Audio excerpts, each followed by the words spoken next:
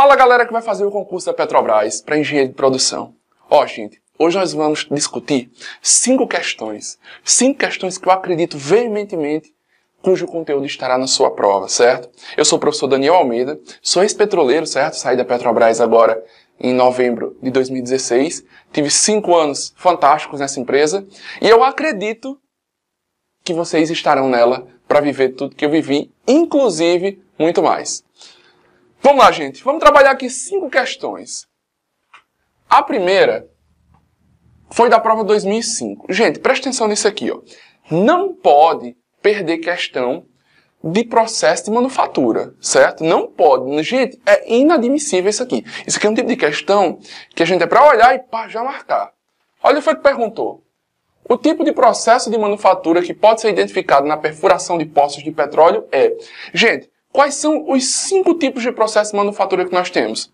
Produção o quê? Contínua, sistema em massa, sistema de produção o quê? Em lotes ou bateladas, jobbing e o quê? Por projeto. Vamos revisar? Bora! Gente, a produção em massa, como é que ela acontece? Ela tem altos volumes produzidos. Gente, se ela tem altos volumes produzidos, ela tem o quê? Então, baixa variedade, em termos de aspecto fundamental, lógico, do produto, né? Então, assim, por quê? Porque eu posso ter uma empresa que tenha várias linhas de produção, o quê? De sistema em massa. Então, assim, de sistema de produção em massa. Mas presta atenção, lembra disso, ela tem alto volume e baixa variedade. E são atividades o quê? Repetitivas e essencialmente previsíveis. É isso não. As atividades são amplamente repetitivas e essencialmente o quê? Previsíveis. O processo de manufatura ou sistema produtivo contínuo, ele tem o quê? Volumes ainda maiores e variedades ainda menores do que no sistema de produção em massa. Normalmente, ela opera por um período de tempo muito longo que a gente chama sem desligar, sem o turn off, certo? Como, por exemplo, as centrais elétricas, as refinarias. Vocês sabem que, por exemplo, uma refinaria, depois que ela dá o ok no trem, depois que ligou lá o processo, ela só para nos momentos de quê? De prevenção, não é isso? De prevenção da manutenção, lógico. No momento que ela vai fazer manutenção, ela dá essa parada. Então, sistema de produção contínua, volumes ainda maiores e variedades o quê? Menores. Por bateladas ou lotes, tem volume e variedade o quê? Moderado, não é isso? É um sistema produtivo por lotes. Os bens produzidos são iguais ou parecidos e são fornecidos o quê? Repetitivamente. Possui volumes maiores ainda do que no processo de jobbing. Que o jobbing, ele se aproxima do projeto, mas não é projeto ainda. E nós vamos entender essa diferença. Em lotes, por exemplo, fábrica de camisas. Vocês concordam que ele faz o seguinte, A fábrica de camisas, ela tem um modelo de camisa, não tem? Tem. Só que ela produz em quais tamanhos? Por exemplo, P, M, G e por aí vai. Então, o que é que eu tenho? Eu tenho aí um volume e uma variedade moderada. Em que sentido? É a mesma camisa, mas em tamanhos o quê? Diferentes. Então é produzido o lote P, o lote M e o lote G. Tranquilo? Por projeto. Gente, tem um altíssimo nível de customização. Cada projeto costuma ser o quê? Único, certo? É isso não.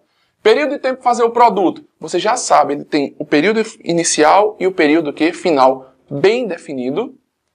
Baixo volume e altíssima variedade. Aí presta atenção que esse daqui é o mais interessante ponto disso aqui.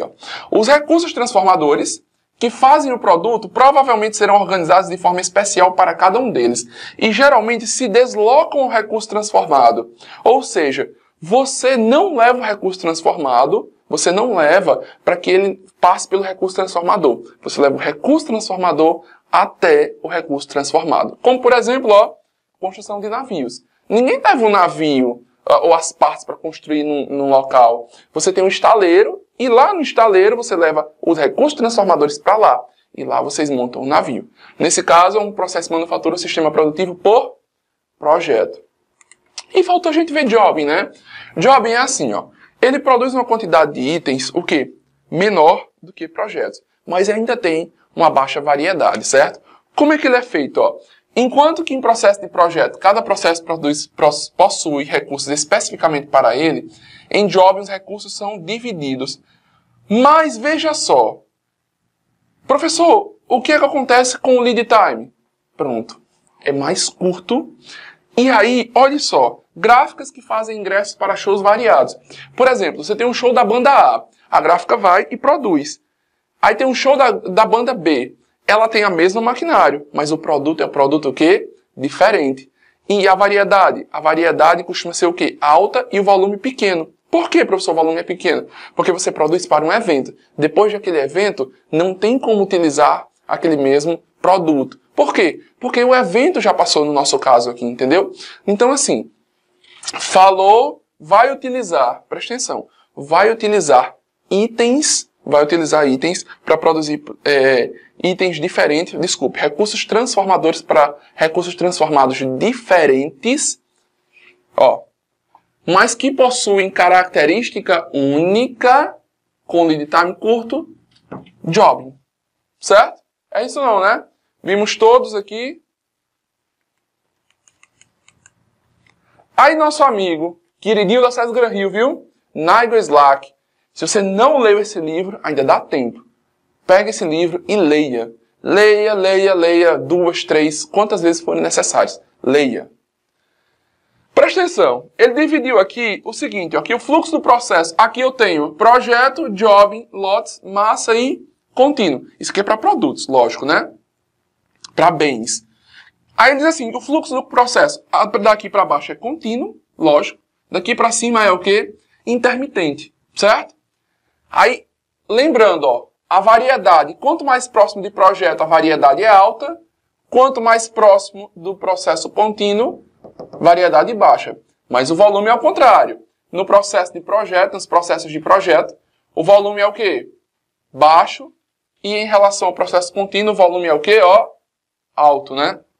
Professor, em relação a serviços, presta atenção, eu tenho um serviço de massa, lote de serviço, que os profissionais ou customizados, de forma que o serviço em massa é o quê? Tem um volume alto e uma variedade baixa, e os serviços profissionais. Por exemplo, eu tenho aqui, um restaurante que tem um cardápio único. Então, ele produziu bastante comida. Desculpe, um restaurante não, porque restaurante é um bem. Eu tenho aqui, por exemplo, um serviço de aulas. Pronto, um serviço de aulas. Você tem um professor que ele dá aulas de matemática. Então, o que é que ele faz? Ele dá aula de matemática para muitas pessoas numa mesma escola. Ele tem um nível de serviço que, altíssimo. Mas se eu tenho um professor de matemática particular para dar aula para mim, esse serviço ele já é o quê? Especializado. Porque não necessariamente a aula que ele vai dar lá é a mesma aula que ele vai dar para mim. O conteúdo pode ser diferente, a abordagem pode ser diferente, as dúvidas podem ser diferentes. Vocês compreenderam que existe uma diferença? O serviço de sala de aula, o serviço de aula é em conjunto, serviço em massa, particular, profissional ou customizado. Tá bom? Isso aqui, gente, acontece também em uma série de outros serviços. Por exemplo, quando você está comprando um pacote de telefonia para a sua empresa, para que ele seja customizado assim. Sua empresa liga muito para a cidade do Rio de Janeiro, então você quer um pacote que o serviço de telefonia para o Rio de Janeiro tem um custo mais barato. Então você está customizando. Então quanto mais customizado, mais para o serviço profissional ou serviço, como o nome já está dizendo, né, personalíssimo. Quanto mais aqui para baixo, quanto menos customizado, mais próximo do serviço de massa. Continuando. Então, gente, agora que a gente revisou os 5 tipos de processo de manufatura, para um poço de petróleo, vocês concordam comigo que no poço de petróleo eu estou levando todo o maquinário para locação, para que nesta locação seja feita o que? A perfuração? Os recursos transformadores estão indo em direção aos recursos transformados. Se estão indo em direção, gabarito, letra D. É um tipo de processo de manufatura de projeto. Tranquilo? Vamos mais uma. Para ambientes de trabalho em que exista solução intelectual e atenção constante, e que não estejam relacionados na NBR 10152, é recomendável que o nível de ruído aceitável em decibéis para efeito de conforto, seja de até. Gente, ó, presta atenção. Essa questão aqui é uma questão que eu tenho certeza que esse conteúdo vai cair na prova de vocês, que é a NR17. Gente, estude a NR17. Você já leu a NR17? Se você não tiver lido a NR17, leia. Aliás, leia a NR17 todo dia, até o dia da prova. Pode ler. Não vai ter nenhum tipo de problema, você não vai perder nada. Leia a NR17, certo? Ela vai cair na sua prova. Outro ponto. O aluno, ele aprendeu, ele decorou que é assim, ó. 8 horas por dia, no máximo de exposição a 85 decibéis. Aí ele vem e marca 85. E faz o quê, professor? Erra. Porque não leu a NR17. Veja só o que a NR17 diz. Para as atividades que possuam as características definidas no subitem 17.5.2, mas não apresentam equivalência ou correlação com aquelas relacionadas na NBR, ou seja, não estão relacionadas na NBR, o nível de ruído aceitável para efeito de conforto é de quanto, ó? 65 decibéis. Então, o gabarito aqui, ó, letra C. Se não tiver lido a NR17, vai perder uma questão de graça, certo? E vai perder a possível chance de trabalhar numa das maiores e melhores empresas do mundo, certo? Vamos mais uma. Eita, que essa daqui é boa demais. A Petrobras e junto a SES Gran Rio trouxeram alguns pontos inovadores, né? E um deles é trazer a lei contra o nepotismo, a lei de vedação ao nepotismo, que é a lei 7.203 de 2010. Aí veja só, a questão diz assim, professor, aqui é da banca D, né? Essa aqui não é da SES Gran Rio, não, é da banca Daniel mesmo. Porque essa questão eu sonhei que ela ia cair na prova de vocês. Então, vamos para a questão. Sobre o decreto 7.203 de 2010, afirma-se que não se inclui nas vedações desse decreto as nomeações, designações ou contratações. Tenho 3 itens, eu quero que você me diga qual está correto. De pessoa, ainda que sem vinculação funcional com a administração pública, para a ocupação de cargo em comissão de nível hierárquico mais alto do que o agente público referido no artigo 3º deste decreto, realizadas posteriormente ao início do vínculo, e de pessoa já em exercício no mesmo órgão ou entidade antes do início do vínculo. Vamos fazer o seguinte, vamos ver o que é que o decreto está dizendo? De pessoa, ainda que sem vínculo funcional com a administração pública, para a ocupação de cargo em comissão de nível hierárquico mais alto do que o agente público referido no artigo 3º. Opa, a primeira está o quê, ó? Correta, não é isso? É ipsiliteris. É a mesma coisa. Agora, tipo de coisa que a SES Gran Rio gosta de fazer. Presta atenção. Realizada posteriormente ao início do vínculo familiar. Como é que está na lei? Realizada, ó, anteriormente ao início do vínculo familiar. Você entendeu que essa pegadinha aqui vai cair na sua prova? Então faz o seguinte, lê, você coloca assim, perto da NR17, você coloca a lei 7.203 de 2010, porque você vai precisar ler. São 2 páginas só, certo? Rapidinho você lê, faz suas anotações. Aqui é verdadeiro, aqui é o quê? Falso, né? Vamos botar aqui, falso. Essa outra. De pessoa já em exercício no mesmo órgão ou entidade antes do início do vínculo familiar com o agente público, para cargo, função ou emprego de nível hierárquico igual ou mais baixo que o anteriormente ocupado. Você vai perceber que ele só fez copiar e colar da lei, não é isso? Portanto, se ele só fez copiar e colar, aqui também é verdadeiro, 1 e 3, somente 1 e 3, gabarito, letra E. Gente, presta atenção aqui. Não erre esse tipo de questão. Não erre. Leia a NR17, leia a Lei 7.203. Leia, é uma lei pequenininha, não perca a questão por isso. Tá bom? Vamos mais uma? Bora. Aqui o gabarito, né? Letra E. Pronto, muito boa. Sobre inovação tecnológica. A inovação tecnológica é o seguinte, ó. Ele diz assim.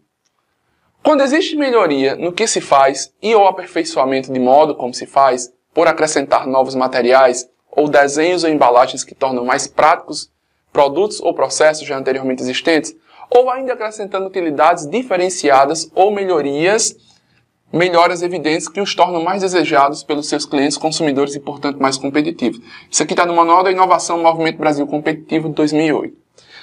Trata-se, essa inovação que ele está dizendo aqui, é uma inovação o quê? Incremental, radical, semi-radical, corrente ou sistemática.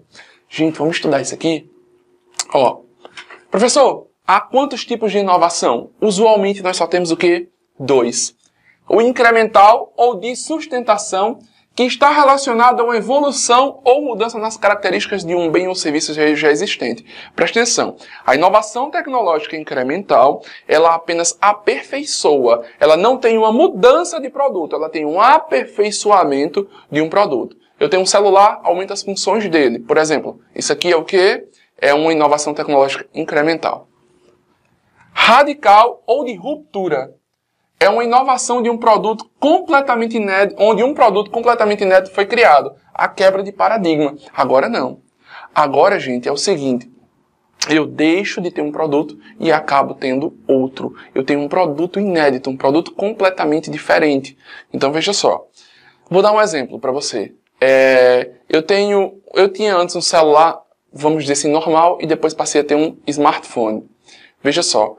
Há diferença de celular para smartphone? Sim. De um carro com motor a combustão, de um carro com motor elétrico. Você não aperfeiçoou o motor, você quebrou o paradigma. Você tem um novo produto. Então isso aqui é uma inovação tecnológica o quê? Radical. Pensando nisso, perceba que ele diz... Olha as palavras-chave. Sempre tem as palavras-chave. Aperfeiçoamento do modo como se faz. Acrescenta novos materiais.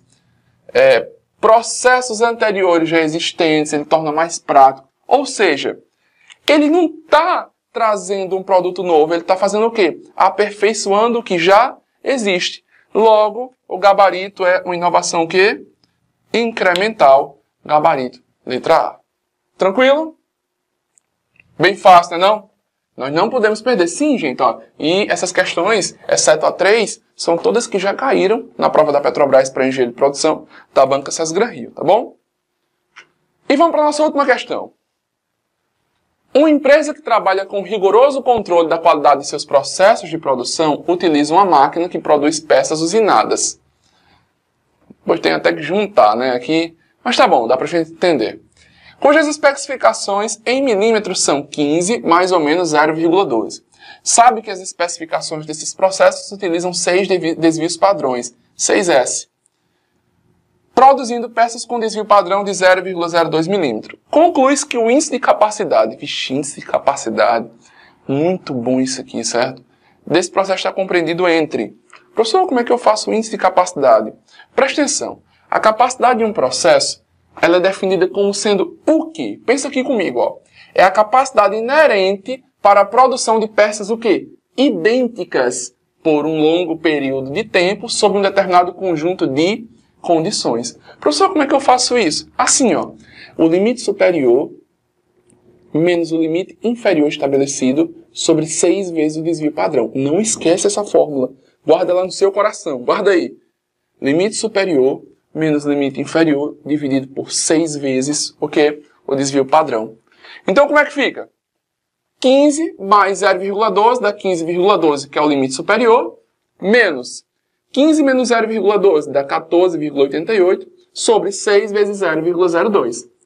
Logo, eu vou ter aqui em cima 0,24 e aqui embaixo 0,12. 0,24 dividido por 0,12 dá, ó, 2, cujo gabarito, ó, letra E. Então, gente, bem simples, né? Falou de índice de capacidade. O que é que você vai fazer? Você vai utilizar o limite superior menos limite inferior dividido por 6 vezes o desvio padrão, certo? E aí, gente, é assim que a gente termina nosso mini curso de resolução de questões. Espero que vocês tenham gostado. Aguardo todos vocês no nosso aulão, dia 17, lá na Universidade de Castelo Branco. Aqui embaixo vai ter o link que vai levá-los direto para onde tem as especificações do aulão, informações sobre horário, local, valores. Tudo tranquilo, né? Para que nós possamos fazer um excelente aulão de véspera e afiado dia 18 fazer a prova. Tô na torcida por vocês, gente. Quero ir para muito churrasco da aprovação. Grande abraço e até mais.